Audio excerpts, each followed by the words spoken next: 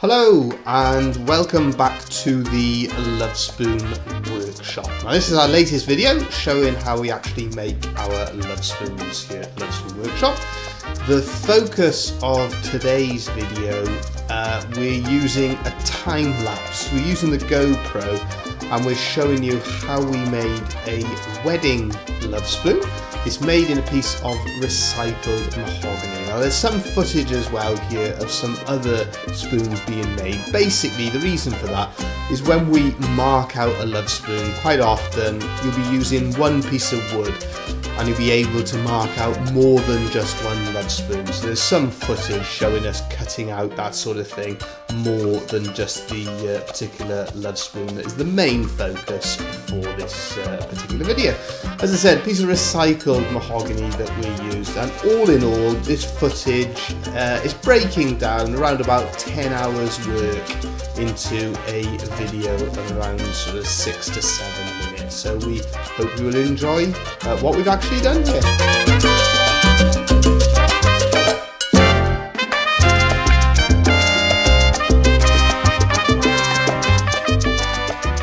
Just to take a moment to focus on what you've seen and what you're seeing.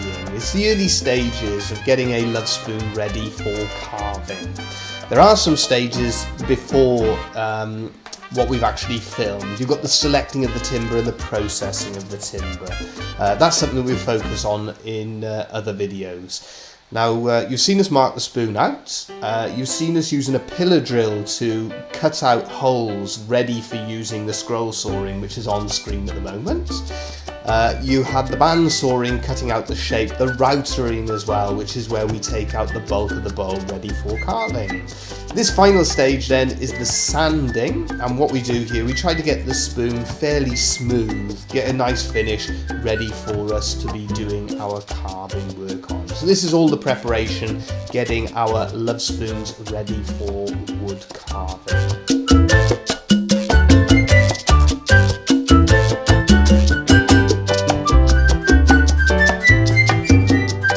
So all of our preparation is now complete and we move on to what we really regard as being the most important stage in making a Lovespoon, and that is the hand carving. This is really where we can make each and every Lovespoon really unique and different from each other.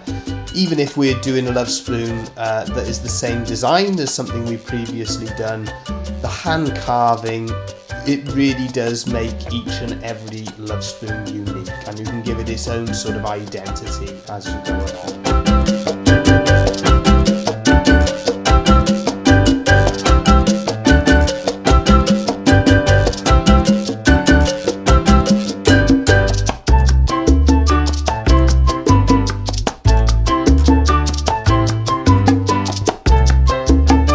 We're now really getting into the carving itself.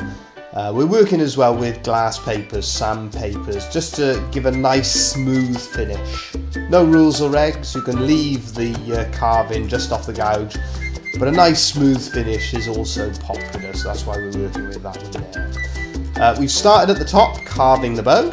We've worked as well then on the bells. We're carving out the hearts. There's a flower facing forwards that we're working on too, and then you've got below a horseshoe and another large heart above the bowl itself.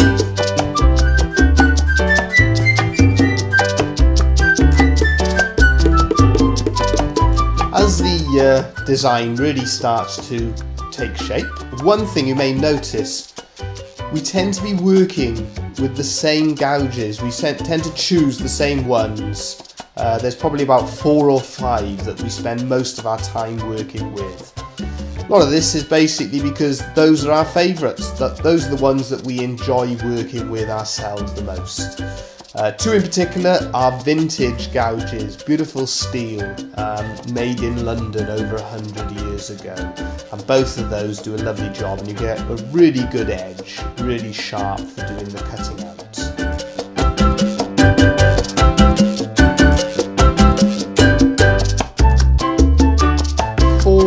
those of you who are interested in having a go at doing your own Lovespoon carving, or any sort of carving in general, you may notice that I regularly move the Lovespoon, repositioning it. This is to basically get it in the best position for carving. I also turn the Lovespoon round, and that's because I sit down to carve. If you stand to carve, you can move around your Lovespoon and carve it in different directions, but in order to be working with the grain, when you sit down to carve, it's necessary for you to actually turn the Lovespoon in the opposite direction. That allows you to be predominantly working with the grain. Some pointers then for anyone starting off. We always recommend that you keep both hands behind the blades. We also recommend that it's advisable to work predominantly with the grain, and it's best to be carving away from yourself for safety reasons.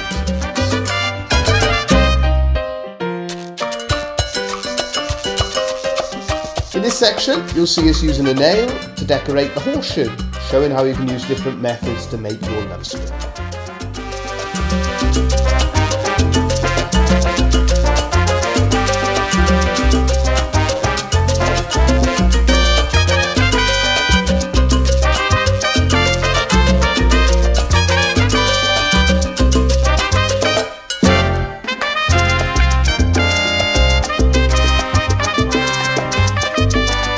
Hope you've all enjoyed our latest video. We'll be back again soon with another one. Feel free to like, comment or subscribe, and thank you all for watching our latest video.